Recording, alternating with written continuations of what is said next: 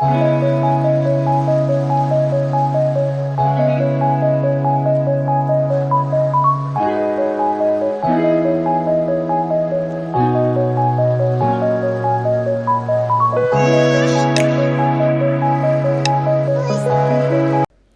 ಎಲ್ಲರಿಗೂ welcome back to my YouTube channel. ಎಲ್ಲರೂ ಹೇಗಿದ್ದೀರಾ? ನಾನು ಕೂಡ ಚೆನ್ನಾಗಿದ್ದೀನಿ. ಸೊ ಈ ಒಂದು ವಿಡಿಯೋ ಬಂದು 31 ಅಂದ್ರೆ ಹೊಸ ವರ್ಷದ ದಿನಕ್ಕೆ ನಾವು ಮಂತ್ರಾಲಯಕ್ಕೆ ಹೋಗ್ಬೇಕು ಅಂತ ಅನ್ಕೊಂಡಿದ್ವಿ. ಹಾಗಾಗಿ ನಾನು, ಹರಿ, ಭುವನು ಮತ್ತೆ ಜೊತೆಗೆ ಅಮ್ಮ ಬಂದಿದ್ರು. ತುಂಬಾ ಜನಕ್ಕೆ ಗೊತ್ತಿದೆಯೋ ಗೊತ್ತಿಲ್ವೋ, ಹಾಗಾಗಿ ಈ ವಿಚಾರನ ಹೇಳ್ತಾ ಇದ್ದೀನಿ. ಡೈಲಿ ಹಾಸನಿಂದ ಒಂದು 4 ಗಂಟೆಗೆ, ಸಂಜೆ 4 ಗಂಟೆಗೆ ಒಂದು ಟ್ರೈನ್ ಇದೆ, ಸೊಲ್ಲಾಪುರ ಟ್ರೈನು.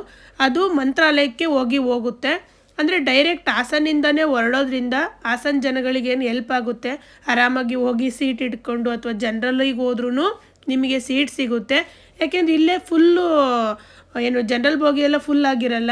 ಹಾಗಾಗಿ ಆರಾಮಾಗಿ ಸೀಟ್ ಇಟ್ಕೊಂಡು ನೀವು ಮಂತ್ರಾಲಯಕ್ಕೆ ಹೋಗ್ಬೋದು. ಒಬ್ಬರಿಗೆ 200 ರೂಪಾಯಿ ಏನೋ ಇದೆ ಅಷ್ಟೇ. ಅಂದರೆ ನಾವು 4 ಜನ ತೊಗೊಂಡ್ವಿ. ಭುವನಿಗೂ ಕೂಡ ಫುಲ್ ಸೀಟ್ನೇ ತೊಗೊಂಡ್ವಿ ನಾವು. ಇವಾಗೇನು ಭುವನ್ಗೆ 12 ವರ್ಷ ತುಂಬಿರೋದ್ರಿಂದ ಎಲ್ಲೋದ್ರೂ ಬಸ್ ಟಿಕೆಟ್ ಆಗಲಿ ಮತ್ತು ಟ್ರೈನ್ ಟಿಕೆಟ್ ಆಗಲಿ ಎಲ್ಲೋದ್ರೂ ನಾವು 12 ವರ್ಷ ತುಂಬಿರೋದ್ರಿಂದ ಅವನಿಗೆ ಫುಲ್ ಟಿಕೆಟ್ನೇ ತೊಗೋತೀವಿ. ಹಾಗಾಗಿ 4 ಟಿಕೆಟಿಗೆ 700 ಚಿಲ್ಡ್ರನ್ನ ತೊಗೊಂಡಿದ್ರು. ಹಾಗಾಗಿ ಒಬ್ರಿಗೆ ಒಂದು 200 ರೂಪಾಯಿ ಅಂತ ಅನ್ಕೋಬೋದು. ನಾನಂತೂ ಮನೆಯಿಂದ ಬೇಗ ಹೊರಟು ಒಂದು 3 ಗಂಟೆ ಅಷ್ಟರೊಳಗೇ ರೈಲ್ವೆ ಸ್ಟೇಷನಲ್ಲಿದ್ದು ಬೇಗ ಏನಾದ್ರೂ ವೀಡಿಯೋಸ್ಗಳು ರೀಲ್ಸ್ ಎಲ್ಲ ಮಾಡ್ಕೋಬೇಕು ಅಂದ್ಕೊಂಡಿದ್ದೆ. ಅದೆಲ್ಲ ಆಗನೇ ಇಲ್ಲ. ಯಾಕೋ ಗೊತ್ತಿಲ್ಲ, ಅವತ್ತು ಕೆಲಸನೇ ಮುಗಿನಿಲ್ಲ, ತುಂಬ ಟೈಮೇ ಆಗೋಯಿತು. ಏನೋ ಒಂದು 20 ನಿಮಿಷ ಇರುವಾಗ ನಾವು ರೈಲ್ವೆ ಸ್ಟೇಷನಿಗೆ ಹೋದ್ವಿ. ಆಮೇಲೆ ಹೋಗಿ ಎಲ್ಲ ಆಲ್ರೆಡಿ ತುಂಬ ಜನ ಇದ್ದಿದ್ದರಿಂದ ಸೀಟೆಲ್ಲ ಒಂದು ಸೀಟ್ ನಮಗೆ ಅಂದರೆ ಒಂದು ಸೀಟ್ ಫುಲ್ ಬಿಡ್ಕೊಡಿ ಅಂತ ಕೇಳಿಕೊಂಡು ಒಂದು ಹುಡುಗ ಇತ್ತು, ಆ ಹುಡುಗ ಸದ್ಯ ಬಿಡ್ಕೊಡ್ತು. ಹಾಸನಿಂದ ಸಂಜೆ 4 ಗಂಟೆ 5 ನಿಮಿಷಕ್ಕೆ ಹೊರಟು ಟ್ರೈನು ಅಲ್ಲಿಗೆ ಏನು ಮಂತ್ರಾಲಯಕ್ಕೆ ಮಧ್ಯರಾತ್ರಿ 2:35ಕ್ಕೆ ಹೋಗಿ ನಾವು ಇಳಿದ್ವಿ. ಇವಾಗ ನೋಡಿ ಟ್ರೈನಿಂದ ಇಳಿತಾ ಇದ್ದೀವಿ. ಸೊ ಟ್ರೈನಲ್ಲಂತೂ ಸೀಟ್ ಸಿಕ್ಕಿದ್ರೂ ಸಹ ಒಂಥರ ಕುತ್ಕೊಳ್ಳೋಕ್ಕಾಗ್ತಿರ್ಲಿಲ್ಲ ನಮಗೆ. ಅಷ್ಟು ದೂರ ಯಾವತ್ತೂ ಟ್ರೈನ್ ಜರ್ನಿ ಎಲ್ಲ ಏನು ಮಾಡಿರಲಿಲ್ಲ ಅಲ್ವಾ. ಬೆನ್ಮೂಳೆ ತುಂಬ ನೋವು ಬರ್ತಾಯಿತ್ತು. ಆ ಸೀಟ್ನ ಬಿಟ್ಬಿಟ್ಟು ಕೆಳಗಡೆ ಕಾಲು ಹಾಕೋತೀವಲ್ವ, ಆ ಜಾಗದಲ್ಲಂತೂ ನಾನು ನಮ್ಮಮ್ಮನೂ ಕೂತ್ಕೊಂಡ್ವಿ. ನಮ್ಮಮ್ಮ ಮಲ್ಕೊಂಡೇ ಬಿಡ್ತು, ನಾನು ಕೂತ್ಕೊಂಡೆ. ಟ್ರೈನ್ ಅಂತೂ ತುಂಬ ಏನು ರಶ್ ಅಂದರೆ ನಾವು ಜನರಲ್ ಬೋಗಿಲಿದ್ವಲ್ವ, ಹಾಗಾಗಿ ತುಂಬ ಎಲ್ಲ ಏನು ಓಡಾಡೋಕ್ಕಾಗದಿರೋ ಥರ ರಶ್ ಎಲ್ಲ ಏನು ಆಗಲಿಲ್ಲ. ಆದರೂ ಮಿನಿಮಮ್ ತುಂಬ ಜನನೇ ಬಂದಿದ್ದರು. ಬೆಂಗಳೂರಲ್ಲಿ ಸ್ವಲ್ಪ ಜನ ಹತ್ಕೋತಾರೆ ಅಷ್ಟೇ. ಅದು ಬಿಟ್ಟರೆ ಇನ್ನು ಎಲ್ಲ ಕಡೆ ಇನ್ನೆಲ್ಲೂ ಜಾಸ್ತಿ ಜನ ಎಲ್ಲ ಹತ್ಕೊಳ್ಳೋದಿಲ್ಲ. ಏನಿದ್ರು ಹಾಸನಿಂದ ಹೊರಟ ಮೇಲೆ ರಶ್ ಆಗೋಂಗಿದ್ರೆ ಬೆಂಗಳೂರಲ್ಲಿ ಅಷ್ಟೇ ಆಗಬೇಕದು, ಇನ್ನೆಲ್ಲೂ ಆಗಲ್ಲ. ಹೋಗಿ ರೈಲ್ವೆ ಸ್ಟೇಷನಿಗೆ ಇಳಿದ್ಮೇಲೆ ಒಂದಷ್ಟು ಏನು ಅಂತಂದರೆ ನಾವು ಕೂಡ ಮನೆಯಲ್ಲಿದ್ದಾಗ ವೀಡಿಯೋಗಳೆಲ್ಲ ನೋಡಿದ್ವಿ, ಹೇಗೆ ಹೋಗಬೇಕು ಏನು ಅಂತ ಎಲ್ಲ. ಸೊ ಹಂಗನ್ಕೊಂಡೇ ಹೋದ್ವಿ. ರೈಲ್ವೆ ಸ್ಟೇಷನಿಂದ ಹೊರಗಡೆ ಹೋದ್ಮೇಲೆ ನಿಮಗೆ ಸಾಕಷ್ಟು ಟ್ಯಾಕ್ಸಿಗಳು ಮತ್ತು ಆಟೋಗಳು ಎಲ್ಲ ಇರ್ತವೆ. ಒಬ್ಬರಿಗೆ 50 ರೂಪಾಯಿನ ತಗೋತಾರೆ ಆಟೋದಲ್ಲಿ. ಅಂದರೆ ನಾವು ಫುಲ್ಲು ರೈಲ್ವೆ ಸ್ಟೇಷನಿಂದ ಆಚೆ ಹೋಗೋಷ್ಟರೊಳಗೆ ಅಲ್ಲಿ ವಾಶ್ರೂಮ್ ಇತ್ತು. ವಾಶ್ರೂಮಿಗೆ ತುಂಬ ಜನ ಇದ್ದಿದ್ದರಿಂದ, ವಾಶ್ರೂಮ್ ಹತ್ರ ನಿಂತಿದ್ರಿಂದ ತುಂಬ ಜನ ಎಲ್ಲ ಆಚೆ ಕಡೆ ಹೋದರು. ನಾವು ಸ್ವಲ್ಪ ಲಾಸ್ಟಿಗೆ ಹೋದ್ವಿ ಅನ್ನುವಾಗ ಆಟೋಗೆ ಹೋಗೋಣ ಅಂತ ಹೋದ್ವಿ. ಆಟೋ ಸ್ವಲ್ಪ ಸೀಟ್ ಆಟೋ ಅಲ್ವಾ ಅಲ್ಲೆಲ್ಲ ಹೋಗೋದು. ಹಾಗಾಗಿ ಏನಂದರೆ ಅವರು ಅಂದರೆ ಜನಗಳನ್ನ ಕಾಯ್ತಾರೆ ಇನ್ನೊಂದು ಸ್ವಲ್ಪ ಜನ ಆಗಲಿ ಅಂತ. ನಮಗೆ ಆಲ್ರೆಡಿ ಬೇರೆ ಟ್ರೈನಲ್ಲೇ ಬಂದು ಸುಸ್ತಾಗಿ ಹೋಗಿತ್ತು. ಎಷ್ಟೊತ್ತಿಗೆ ದೇವಸ್ಥಾನದ ಹತ್ರ ಹೋಗ್ಬಿಡ್ತೀವಪ್ಪ ಅಂತ ಅನ್ನಿಸ್ತಾ ಇತ್ತು. ಹಾಗಾಗಿ ಟ್ಯಾಕ್ಸಿನೂ ಕೂಡ ಇತ್ತು. ನಾವು ಒಂದು ಟ್ಯಾಕ್ಸಿನ ಮಾಡ್ಕೊಂಡ್ವಿ. 400 ರುಪೀಸ್, 400 ರೂಪಾಯಿಗೆ ಕರ್ಕೊಂಡೋಗ್ಬಿಡ್ತೀವಿ ಅಂದರು. 15-18 ಕಿಲೋಮೀಟ್ರ್ ಏನೋ ಆಗುತ್ತೆ ಅಂದರು. ಅರಿ ಮೊದಲೇ ಚಳಿ ಅಂತ ನಡುಗ್ತಾ ಇದ್ದೀರಾ, ಬನ್ನಿ ಅಂತ ಟ್ಯಾಕ್ಸಿಲೇ ಹೋಗ್ಬಿಡೋಣ. ಮತ್ತಿನ್ನು ಅವ್ರ ಸೀಟು ಕೂಡ ಕಾಯ್ತಾ ಇದ್ದಾರೆ, ಅವರು ಎಷ್ಟೊತ್ತಿಗೆ ಹೊರಡ್ತಾರೋ ಏನೋ ಅಂದ್ಬಿಟ್ಟು ಟ್ಯಾಕ್ಸಿನೇ ಮಾಡ್ಕೊಂಡ್ವಿ. 400 ರೂಪಾಯಿಗೆ ಕರ್ಕೊಂಡೋಗಿ ದೇವಸ್ಥಾನದ ಹತ್ರ ಬಿಡ್ತಾರೆ. ಇನ್ನು ನಾನು ಟ್ರೈನಲ್ಲಿರುವಾಗ ಏನು ಫುಡ್ಡೆಲ್ಲ ತೊಗೊಂಡಿರಲಿಲ್ಲ. ನಾನು ಮನೆಯಿಂದನೇ ಒಂದು ಪಲಾವ್ ಮಾಡ್ಕೊಂಡಿದ್ದೆ, ಹಾಗೆ ರವೆ ಉಂಡೆ, ಸ್ವಲ್ಪ ಪುರಿ ಒಗ್ಗರಣೆ ಎಲ್ಲ ಮಾಡ್ಕೊಂಡಿದ್ದೆ. ಅದನ್ನೇ ತಿಂದ್ಕೊಂಡು ಕಾಲ ಕಳೆದಿದ್ವಿ. ನನಗೆ ಒಂದು 2-3 ಐಟಮು ಏನಂತಂದರೆ ಹರಿ ಮದ್ದೂರು ವಡೆ ಅದೊಂದು ಚೂರು ಪರವಾಗಿರಲಿಲ್ಲ ಅಂದರು. ಇನ್ನು ಬಜ್ಜಿ ಅದು ಇದು ಏನೇನೋ ತಂದಿದ್ರು, ಒಂದು ಚೂರು ಚೆನ್ನಾಗಿರಲಿಲ್ಲ. ಮೊದಲೇ ಅಂದ್ಕೊಂಡಿದ್ದೆ ನಾನು ಟ್ರೈನಲ್ಲೆಲ್ಲ ಫುಡ್ ಚೆನ್ನಾಗಿರಲ್ಲ ಅಂತ. ಅರಿಗೆ ಎಷ್ಟು ಹೇಳಿದ್ರು ಕೇಳ್ದಲ್ಲೇ ನೋಡೋಣ ಟೇಸ್ಟ್ ಮಾಡ್ತೀನಿ ಅಂತ ತೊಗೊಂಡು ಸುಮ್ಮನೆ ಡಸ್ಟ್ಬಿನ್ನಿಗೆ ಹಾಕಿದ್ದಾಯಿತು. ಸೊ ಫೈನಲಿ ನೋಡಿ ನಾವು ದೇವಸ್ಥಾನದ ಹತ್ರ ಬಂದ್ವಿ. ಬಂದ ಕೂಡಲೇ ಏನಪ್ಪ ಅಂದರೆ ನಮಗೊಂದು ದೊಡ್ಡ ಶಾಕ್ ಆಯಿತು. ಅದಂತೂ ನಿಜವಾಗ್ಲೂ ಮರೆಯೋಕ್ಕೆ ಆಗಲ್ಲ. ಏನಂದರೆ ನಾವು ಅಂದ್ಕೊಂಡಿದ್ವಿ, ನಾನು ತಿಳ್ಕೊಂಡಿರೋ ಪ್ರಕಾರ ರೂಮೆಲ್ಲ ಸಿಗುತ್ತೆ ಅಂತೆಲ್ಲ ಅಂದ್ಕೊಂಡಿದ್ದೆ. ಬಟ್ ಯಾರನ್ನು ಕೇಳಿದ್ರು 3,000 4,000 ಹೇಳ್ಬಿಟ್ರು ರೂಮಿಗೆ. ನನಗೆ ಒಂಥರ ಆಗೋಯಿತು. ಹರಿ ಏನಿಲ್ಲ ಸರಿ ಮಾಡ್ಕೊಳ್ಳೋಣ ಅಂತಿದ್ರು. ನನಗೆ ಯಾಕೋ ಇಷ್ಟ ಆಗ್ತಿರ್ಲಿಲ್ಲ. ಏನಂದರೆ ಆಲ್ರೆಡಿ ಬೆಳಗಾಗೋಗಿದೆ. ನಾವು ಅಲ್ಲಿ ದೇವಸ್ಥಾನದ ಹತ್ರ ಹೋಗೋ ಅಷ್ಟರೊಳಗೇ 2:35 ಟ್ರೈನ್ ಇಳಿದು 3 ಗಂಟೆ ಹತ್ತತ್ರ 3 ಗಂಟೆ ಆಗೋಗಿದೆ. ಇನ್ನೇನಿದ್ರು ರೂಮ್ ಮಾಡ್ಕೊಂಡ್ರು ನಾವು ಸ್ನಾನ ಎಲ್ಲ ಮಾಡಿಕೊಂಡು ಬೆಳಗ್ಗೆನೇ ಬೇಗನೆ ದರ್ಶನ ಅಂದರೆ 6 ಗಂಟೆ ಅಷ್ಟರೊಳಗೆ ದರ್ಶನಕ್ಕೆ ಹೋಗೋಣ ಅಂತ ಅಂದ್ಕೊಂಡಿದ್ದೀವಿ. ಹೋಗಿ ಬಂದ್ರೂ ನಾವೇನು ಸ್ಟೇ ಆಗಲ್ಲ, ಉಳಿಯಲ್ಲ. ಮಧ್ಯಾಹ್ನದ ಹೊತ್ತಿಗೆ ಹೊರಡಬೇಕು ಅಂತ ಅಂದ್ಕೊಂಡಿದ್ದೀವಿ. ಇಷ್ಟು ಕಮ್ಮಿ ಟೈಮಿಗೆಲ್ಲ 4,000 3,000 ಕೊಡೋಕ್ಕಾಗುತ್ತಾ ಅಂತ ನನ್ನ ತಲೆಗೆ ಬಂದುಬಿಡ್ತು. ಸೊ ಒಂದು 2-3 ಅವರು ನಾವು ರೂಮ್ ಹುಡ್ಕೋದೇ ಆಗೋಯಿತು. ತುಂಬ ಜನಗಳಿಗೆ ಪಾಪ ನನಗಂತೂ ಕೆಲವೊಬ್ಬೊಬ್ರು ನೋಡಿ ಬೇಜಾರೇ ಆಗ್ತಾಯಿತ್ತು. ತುಂಬ ಚಿಕ್ಕ ಮಕ್ಕಳು, ವರ್ಷಕ್ಕಿಂತ ಕಮ್ಮಿ ಇರೋಂಥ ಮಕ್ಕಳೆಲ್ಲ ಎತ್ಕೊಂಡು ಕೂತಿದ್ರು. ಒಂದು ರೂಮ್ ಸಿಕ್ಕಿದ್ರೆ ಸಾಕಪ್ಪ, ಒಂದು 2 ಅವರಿಗೆ ನಾವು ರೆಡಿ ಆಗ್ತೀವಿ. ಮಠದ ಆಫೀಸ್ ಏನಿತ್ತಲ್ವ ಅಲ್ಲೊಂದು ಸ್ವಲ್ಪ ನಂಗೆ ಮಿಸ್ಗೈಡ್ ಆಯಿತು ಅಂತ ಹೇಳ್ಬೋದು. ಏನಂತ ಅಂದರೆ ಅಲ್ಲಿ ಬಂದವ್ರಿಗೆ ಒಬ್ಬೊಬ್ರಿಗೆ ರೂಮ್ಗಳನ್ನ ಕೊಡ್ತಾಯಿದ್ರು. ನಾನು ಕೇಳ್ಕೊಂಡು ಇದ್ಕೊಂಡೆ. ಅಲ್ಲಿ ತುಂಬ ಟೈಮ್ ವೇಸ್ಟ್ ಆಗೋಯಿತು. ಅವ್ರೇನಂದ್ರು ಕೀಗಳು ಬಂದರೆ ಯಾರಾದ್ರೂ ಚೆಕ್ಔಟ್ ಮಾಡಿದ್ರೆ ನಿಮಗೆ ಕೀ ಕೊಡ್ತೀನಂತೆ ಅಂದರು. ಹಂಗೆ ಅಂದ್ಕೊಂಡು 2 ಅವರು ನಿಂತ್ಕೊಂಡೆ. ಬೆಳಗಿನ ಜಾವ 5:30ವರೆಗೂ 2 ಅವರ್ಗಿಂತ ಜಾಸ್ತಿನೇ ಆಯಿತು ನಿಂತ್ಕೊಂಡೆ. ಮತ್ತೆ ತುಂಬ ಜನ ಬಂದಿದ್ದರಿಂದ ಅವ್ರು ಕೊನೆಗೆ ಯಾರಿಗೂ ಕೊಡಲ್ಲ, ಇಲ್ಲ ಕೀಗಳೇ ಇಲ್ಲ ಅಂದ್ಬಿಟ್ರು. ಇತ್ತು ಅವ್ರ ಹತ್ರ ಕೀಗಳು. ನಮ್ಮ ಎದುರುಗಡೆನೇ 3-4 ಜನ ಚೆಕ್ಔಟ್ ಮಾಡಿ ಕೀ ಕೊಟ್ಟೋದ್ರು. ತುಂಬ ಜನ ಏನು ರಿಕ್ವೆಸ್ಟ್ ಮಾಡಿದ್ವಿ ಅಂದರೆ ರೂಮ್ ಕ್ಲೀನ್ ಮಾಡಿಸೋದೇನು ಬೇಡ, ನಾವು ರೆಡಿಯಾಗಿ ಬರ್ತೀವಿ, ಏನು ಹೇಳಲ್ಲ ಕೊಡಿ ಅಂತಂದ್ರೂ ಕೊಡಲೇ ಇಲ್ಲ ಅವರು. ಫೈನಲಿ ನನಗನ್ಸಿದ್ದು ಏನಪ್ಪ ಅಂದರೆ ಅಟ್ಲೀಸ್ಟ್ ರೂಮ್ ಮಾಡ್ಕೊಂಡು ಹೋದರೆ ಬೆಟರು. ರೂಮ್ ಮಾಡ್ಕೊಳ್ಳೋಕ್ಕೂ ತುಂಬ ಕಷ್ಟ ಆಗುತ್ತೆ. ಆನ್ಲೈನಲ್ಲಿ ಅವ್ರು 1 ತಿಂಗಳು ಮುಂಚೆ ಅದು ಚೆಕ್ ಮಾಡಿದ್ರೂ ಕೂಡ ರೂಮ್ನ ತೋರಿಸಲ್ಲ. ಇಲ್ಲ ಅಂದರೆ ಪ್ರೈವೇಟಾಗಿ ಮಾಡ್ಕೊಂಡು ಹೋಗ್ಬೇಕಷ್ಟೇ. ಮಠದ ಕಡೆಯಿಂದ ರೂಮ್ಗಳು ಸಿಗೋದು ತುಂಬ ಕಷ್ಟ. ಸೊ ಇದೆಲ್ಲ ಆಗಿದ್ದು ಏನಕ್ಕಪ್ಪ ಅಂತಂದರೆ ಹೊಸ ವರ್ಷದ ದಿನ ಮತ್ತು ಅಂದರೆ ನ್ಯೂ ಇಯರ್ ಹಿಂದಿನ ದಿನ ಎಲ್ಲ ತುಂಬ ಜನ ಬಂದಿದ್ದರಿಂದ ಈ ಥರ ಆಯಿತು ಅಂತ ಹೇಳಿದ್ರು. ಇಲ್ಲಾಂದರೆ ಮಾಮೂಲಿ ಟೈಮಲ್ಲೆಲ್ಲ 1,000 1,200 1,500ಕ್ಕೆಲ್ಲ ನಿಮಗೆ ಒಳ್ಳೆ ರೂಮೇ ಸಿಗುತ್ತೆ ಅಂತ ಹೇಳಿದ್ರು. ಹೇಗೋಲ್ಲ ಒಂದು ಲಾಕರ್ ತೊಗೊಂಡಿದ್ರಿಂದ ನಮಗೆ ಅನುಕೂಲ ಆಯಿತು. ಎಲ್ಲ ಲಗೇಜು ಕೂಡ ಅದರಲ್ಲಿ ಹಿಡಿತಾ ಇತ್ತು. 4 ಜನ ಇದ್ದೀವಿ ಅಂತ ಹೇಳಿ ತೊಗೊಂಡಿದ್ರಂತೆ. 1 ಲಾಕರು ದೊಡ್ಡ ಲಾಕರ್ ಕೊಟ್ಟಿದ್ರು. ಹಾಗಾಗಿ ಎಲ್ಲ ಲಗೇಜು ಕೂಡ ಅದರೊಳಗೇ ಹಿಡಿತಾ ಇತ್ತು. ಅಲ್ಲಿ ಲಾಕರಲ್ಲಿ ವಾಶ್ರೂಮ್ ಕೂಡ ಮತ್ತು ಇನ್ನೊಂದು ಏನು ಸ್ನಾನಕ್ಕೆಲ್ಲ ಇದೆ ವ್ಯವಸ್ಥೆ. ಬಟ್ ತುಂಬ ಗಲೀಜಿದೆ. ಹೆಣ್ಮಕ್ಳಿಗೆ ಸ್ವಲ್ಪ ಕಷ್ಟ ಆಗ್ಬೋದು. ಗಂಡು ಮಕ್ಕಳಾದರೆ ಆರಾಮಾಗಿ ನಿಮ್ಮ ಲಗೇಜೆಲ್ಲ ಇಟ್ಕೊಂಡು ನೀವು ಸ್ಟೇ ಮಾಡಿ ಬರ್ಬೋದು. ಯಾಕೆಂದರೆ ಬಟ್ಟೆ ಚೇಂಜ್ ಮಾಡಿಕೊಂಡು ಮತ್ತು ಬಟ್ಟೆನ ಹಾಕ್ಕೊಳ್ಳೋದಕ್ಕೆ ಅಲ್ಲಿ ಜಾಗ ಅಷ್ಟು ಚೆನ್ನಾಗಿಲ್ಲ. ಏನಂದರೆ ಅದು ಒಂದು ಹಾಲ್ ಥರ ಇದೆ ಲಾಕರ್ ಇರೋವಂಥದ್ದು. ಅಲ್ಲಿ ಸ್ವಲ್ಪ ಬಟ್ಟೆ ಹಾಕ್ಕೊಳ್ಳೋದು ಹೆಣ್ಮಕ್ಳಿಗೆಲ್ಲ ಸ್ವಲ್ಪ ಕಷ್ಟ ಆಗ್ಬೋದು. ಹಾಗಾಗಿ ಹಂಗಂತ ಹೇಳ್ತಾ ಇದ್ದೀನಿ. ಗಂಡು ಮಕ್ಕಳಾದರೆ ಹೇಗೋ ಹಾಕ್ಕೊಂಡ್ಬಿಡ್ತಾರೆ.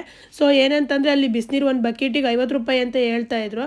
ತುಂಬ ಚಿಕ್ಕ ಬಕೀಟು ಮತ್ತು ಕ್ಲೀನ್ ಅಂತೂ ಒಂದು ಚೂರು ಕ್ಲೀನ್ ಇಲ್ಲ. ಏನಂದರೆ ಲಗೇಜ್ ಇಡೋದಕ್ಕೆ ಚೆನ್ನಾಗಿದೆ ಅಷ್ಟೇ. ನೀವು ಇಟ್ಬಿಟ್ಟು ದೇವಸ್ಥಾನಕ್ಕೆ ಹೋಗಿ ಬರೋಂಗಿದ್ರೆ ಬೇರೆ ಕಡೆ ಎಲ್ಲ ಸ್ನಾನ ಮಾಡಿಕೊಂಡು ಹೋಗಿ ಬರೋಂಗಿದ್ರೆ ಚೆನ್ನಾಗಿದೆ.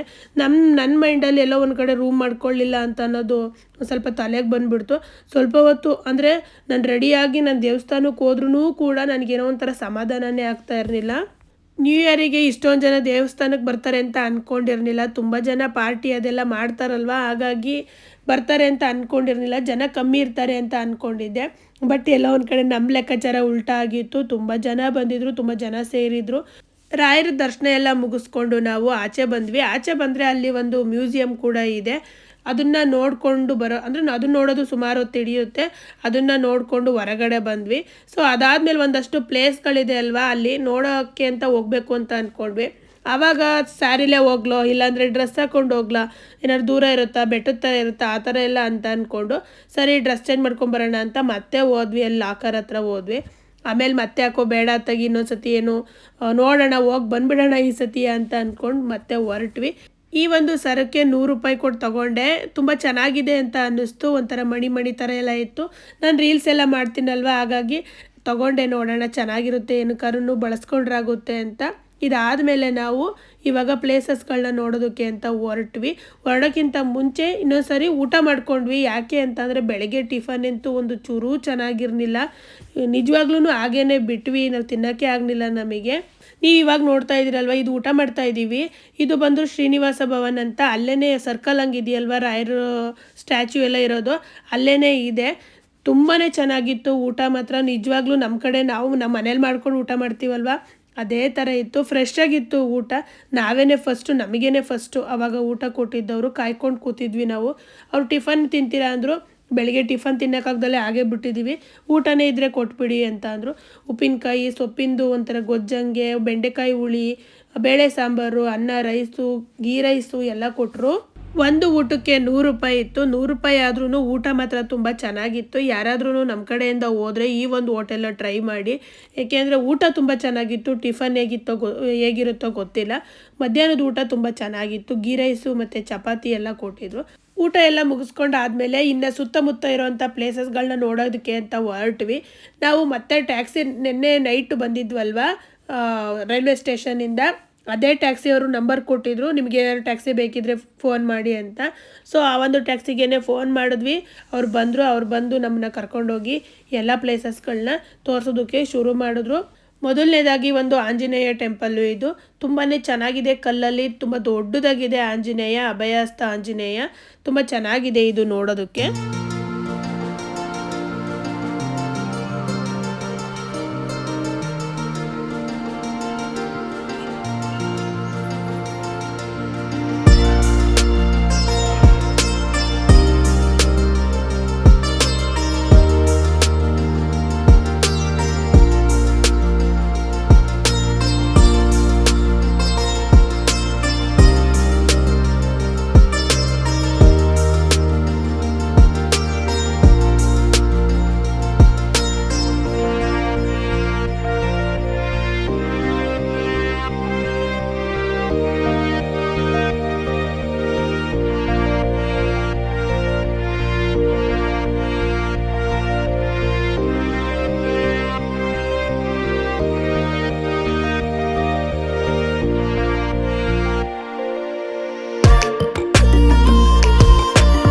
ಹಾಗೆಯೇ ಈ ಒಂದು ಬ್ರಿಡ್ಜು ಕೂಡ ಇದು ಅಂತ ನೋಡೋವಂಥ ಪ್ಲೇಸೇನೆ. ಅಲ್ಲಿ ತುಂಬಾ ಚೆನ್ನಾಗಿದೆ ಬ್ರಿಡ್ಜು. ಏನಂದರೆ ಈ ಬ್ರಿಡ್ಜ್ ಮೇಲೆ ಆಕ್ಸಿಡೆಂಟ್ ಆಗಿಬಿಟ್ಟಿತ್ತು. ಹಾಗಾಗಿ ಒಂಚೂರು ಟ್ರಾಫಿಕ್ ಜಾಮ್ ಆದಂಗೆ ಆಗಿತ್ತು. ಮುಂದೆ ಬಂದ ಮೇಲೆ ನಾನು ಒಂಚೂರು ವೀಡಿಯೋ ಮಾಡಿಕೊಂಡೆ. ಹಾಗೇ ಬೈಕು ಮತ್ತು ಇನ್ನೊಂದಕ್ಕೇನೋ ಒಂದು ದೊಡ್ಡ ಗಾಡಿಗೆ ಆಕ್ಸಿಡೆಂಟ್ ಆಗಿತ್ತು. ಹಾಗಾಗಿ ಫುಲ್ ನೋಡಿ ಅಲ್ಲಿ ನಿಂತಿದೆ ಗಾಡಿಗಳೆಲ್ಲ. ಹಾಗಾಗಿ ಒಂಚೂರು ಜಾಮ್ ಆದಂಗೆ ಆಗಿತ್ತು. ಗಾಡಿಗಳು ತುಂಬ ಇದರಿಂದ ಒಂಥರ ವೀಡಿಯೋ ನೀಟಾಗಿ ಮಾಡ್ಕೊಳ್ಳೋದಕ್ಕಾಗಲಿಲ್ಲ. ನೆಕ್ಸ್ಟ್ ಇದು ಪಂಚಮುಖಿ ಆಂಜನೇಯ. ತುಂಬಾ ಚೆನ್ನಾಗಿದೆ. ಇದೊಂದು ದೇವಸ್ಥಾನ ತುಂಬ ಇಷ್ಟ ಆಯಿತು ನನಗೆ.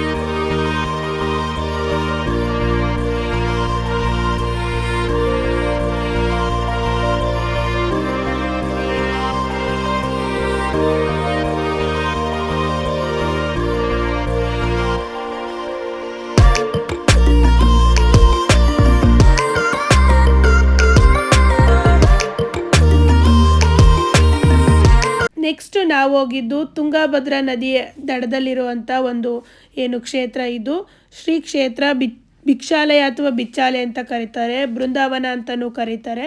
ತುಂಬಾ ಚೆನ್ನಾಗಿತ್ತು ಇದೆ ಅಂತ ನೋಡೋದಕ್ಕೆ. ತುಂಬ ಜನ ಇಲ್ಲೂ ಸೇರಿದರು. ಏನಂದರೆ ಒಂದು ಕಡೆಯಿಂದ ರಾಯರ ಮಠನ ಮುಗಿಸ್ಕೊಂಡು, ರಾಯರ ದರ್ಶನ ಮುಗಿಸ್ಕೊಂಡಾದ್ಮೇಲೆ ಯಾರ್ಯಾರು ಹೊಸ್ದಾಗಿ ಬಂದಿರ್ತಾರೆ, ನೋಡಿದ್ದವ್ರೇನು ಬರೋಕ್ಕೆ ಹೋಗೋದಿಲ್ಲ, ಯಾರ್ಯಾರು ಹೊಸ್ದಾಗಿ ಬಂದು ನೋಡ್ತಾ ಇರ್ತಾರಲ್ವ ಅವರು ಈ ಒಂದು ಪ್ಲೇಸಸ್ಗಳಿಗೆ ಎಲ್ಲ ಕಡೆನೂ ಬರ್ತಾರೆ.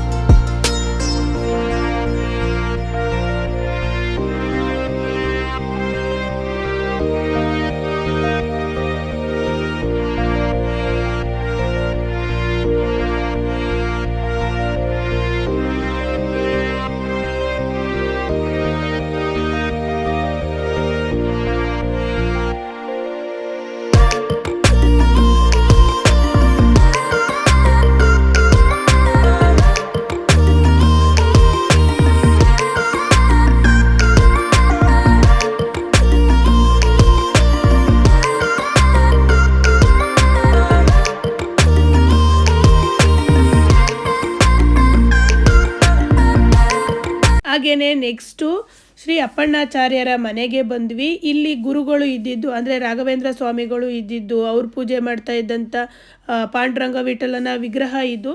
ಈ ಥರದ್ದೆಲ್ಲ ಅಲ್ಲಿ ಒಂದಷ್ಟು ಏನು ಎಲ್ಲ ಇದೆ. ಇದನ್ನು ಕೂಡ ನೋಡಿ ತುಂಬ ಖುಷಿಯಾಯಿತು ನಮಗೆ.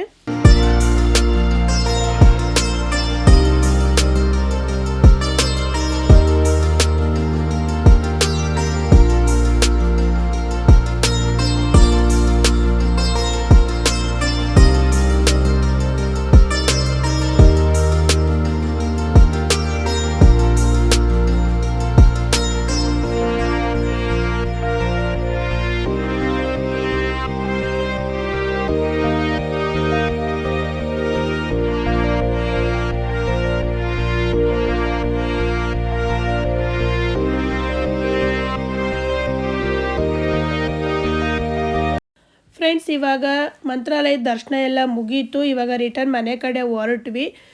ಏನಂದರೆ ರಾತ್ರಿ 11:30ಗೆ ರಿಟರ್ನ್ ಟ್ರೈನು ಹಾಸನಿಗೆ ನಮಗೆ ಇದ್ದಿದ್ದು. ಅದೇ ವಾಪಸ್ಸು ಸೊಲ್ಲಾಪುರ ಟ್ರೈನೇನೆ ಬರ್ತಿತ್ತು. ಸೊ ಅಷ್ಟೋ ತನಕ ನಮಗೆ ಕೂತ್ಕೊಳ್ಳೋ ಅಷ್ಟು ತಾಳ್ಮೆ ಇರಲಿಲ್ಲ. ಹೊರಡೋಣ ಅಂತ ಅನ್ನಿಸ್ತು. ನೋಡೋಣ, ಬಸ್ ಸ್ಟ್ಯಾಂಡ್ಗೆ ಹೋಗೋಣ, ಬಸ್ ಸ್ಟ್ಯಾಂಡಿಂದ ಏನಾದ್ರು ಬೆಂಗಳೂರಿಗೆ ಬಸ್ ಸಿಕ್ಕಿದ್ರೆ ಬೆಂಗಳೂರಿಗೆ ಹೋದರೆ, ಅಲ್ಲಿಂದ ಈ ಬೆಂಗಳೂರಿಗೆ ಬಂದರೆ ಹೇಗಾದ್ರೂ ಬರ್ಬೋದು, ಬಸ್ಸಲ್ಲಿ ಬರ್ಬೋದು ಅಥವಾ ಬೇರೆ ಯಾವುದಾದ್ರು ಟ್ರೈನ್ ಇರುತ್ತೆ ಬರ್ಬೋದು ಅಂತ ಅಂದ್ಕೊಂಡ್ವಿ. ನಾವು ಬಸ್ ಸ್ಟ್ಯಾಂಡ್ಗೆ ಹೋದ್ವಿ. ನಮ್ಮ ಅದೃಷ್ಟಕ್ಕೆ ಹಾಸನ್ಗೆ ಡೈರೆಕ್ಟು ಬಸ್ಸು ಬಂತು. ಅದು ಏನಂದರೆ ಬುಕ್ಕಿಂಗ್ ಮಾಡ್ಕೊಂಡಿರ್ತಾರಲ್ವ, ಬುಕ್ ಆಗಿರುತ್ತಲ್ವ, ಆ ಬಸ್ ಬಂತು. ನಾವು ಅವ್ರ ಹತ್ರ ಹೆಂಗೋ ರಿಕ್ವೆಸ್ಟ್ ಮಾಡಿ ಕಂಡಕ್ಟ್ರ್ ಹತ್ರ, ಡ್ರೈವರ್ ಹತ್ರ ಸೀಟ್ ಇಲ್ಲದೆ ಇದ್ರೂ ಪರವಾಗಿಲ್ಲ, ನಿಂತ್ಕೊಂಡು ಕೂತ್ಕೊಂಡು ಹೆಂಗೋ ಬರ್ತೀವಿ ನಾವು ಅಂತ ಅಂದ್ಕೊಂಡು ಹೋಗಿ ಕೂತ್ಕೊಂಡ್ವಿ. ಹೆಂಗೋ ಒಂದು 3 ಸೀಟ್ ಸಿಕ್ತು. ಆರಾಮಾಗಿ ಹಾಸನಕ್ಕೆ ಬಂದು ಇಳಿದ್ವಿ. ಈ ಬಸ್ ಬಂದು ಬಳ್ಳಾರಿ ಮೇಲೆ ಬಂತು. ಬಳ್ಳಾರಿ ಚಿತ್ರದುರ್ಗ ಕಡೆಯಿಂದ ಬಂತು ಹಾಸನಿಗೆ. ಅಲ್ಲಿ ನಾವು ಹೊರಟಾಗ 7 ಗಂಟೆ ಏನೋ ಆಗಿತ್ತು ಬಸ್ ಸ್ಟ್ಯಾಂಡಿಂದ. ಬೆಳಗಿನ ಜಾವ 5 ಗಂಟೆ ಕರ್ಕೊಂಡು ಬಂದು ನಮ್ಮ ಹಾಸನದ NR ಸರ್ಕಲ್ಗೆ ನಮ್ಮನ್ನು ಬಿಟ್ಟರು. ತುಂಬಾ ಖುಷಿ ಆಯಿತು. ಒಂದು 2-3 ಕಡೆ ನಿಲ್ಲಿಸಿದ್ರು. ಬಸ್ ಜರ್ನಿನೂ ಕೂಡ ಚೆನ್ನಾಗಿತ್ತು. ಮಾತ್ರ ಡೈಲಿ ಹಾಸನಿಂದ ಬಸ್ ಇದೆಯಂತೆ, ಸಂಜೆ 6 ಗಂಟೆಗೇನೋ ಇದೆ. ಏನಂದರೆ ಅದು 2 ಇದೆ. ಶಿವಮೊಗ್ಗದ ಕಡೆಯಿಂದ ಒಂದು ಹೋಗುತ್ತೆ, ಇನ್ನೊಂದು ಬಳ್ಳಾರಿ ಚಿತ್ರದುರ್ಗ ಕಡೆಯಿಂದ ಇನ್ನೊಂದು ಹೋಗುತ್ತೆ. ಹೋಗೋರಿದ್ರೆ ಯಾರಾದರೂ ಬಸ್ ಸ್ಟ್ಯಾಂಡ್ಗೆ ಹೋಗಿ ಒಂದ್ಸರಿ ವಿಚಾರಿಸ್ಕೊಂಡು ಎಷ್ಟೊತ್ತಿಗೆ ಏನು ಎತ್ತ ಅಂತ ಬುಕ್ ಮಾಡೋಂಗಿದ್ರೆ ಬುಕ್ ಎಲ್ಲ ಮಾಡ್ಕೋಬೋದು. ಅದು ಬುಕ್ ಮಾಡಿನೇ ಹೋಗೋದು ಅಂತ ಅಂದ್ಕೊಂಡಿದ್ದೀನಿ ನಾನು. ಯಾಕೆ ಅಂತಂದರೆ ಅವ್ರು ಹೇಳಿದ್ರು ಹಂಗಂತ, ಬುಕ್ ಮಾಡ್ಕೊಂಡೇ ಬಂದಿರೋದು ಅಂತ. ನನ್ನ ಪಕ್ಕದಲ್ಲಿ ಒಬ್ರು ಇದ್ದವರು ಅವ್ರು ಹಂಗಂತ ಹೇಳ್ತಾಯಿದ್ರು. ಬೆಳಿಗ್ಗೆ ಏನು 4:15 5 ಗಂಟೆಗೆ 4:15ಗೆ ಮಂತ್ರಾಲಯಕ್ಕೆ ಬಿಡ್ತು. 4 ಗಂಟೆಗೋ 4:15ಗೇನೋ ಮಂತ್ರಾಲಯಕ್ಕೆ ಬಿಡ್ತು ನಮಗೆ. ಸಂಜೆ 6 ಗಂಟೆಗೆ ಬಸ್ಸಲ್ಲಿ ಬಸ್ ಸ್ಟ್ಯಾಂಡಿಂದ ಹೊರಟಿತ್ತು ಅಂತ ಹೇಳಿದ್ರು.